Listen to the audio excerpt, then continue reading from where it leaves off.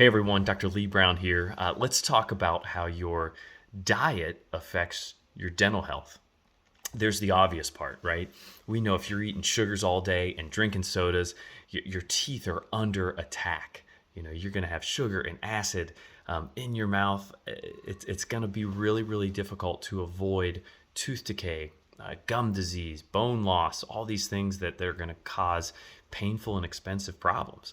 The other thing we know that if we have less processed foods on top of these sugary foods, we're going to have cleaner teeth. These processed foods, some of these carbohydrates, they're going to stick to your teeth and form a film that's going to make things more difficult to keep clean and more likely to cause decay and other gum related problems.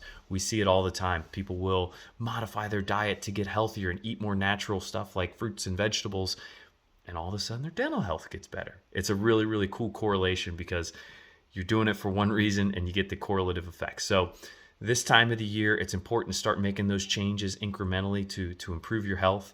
Don't wait till the New Year's, right? Don't do that. That's a mistake we all make. Oh, I'll do it next year. No, do it now.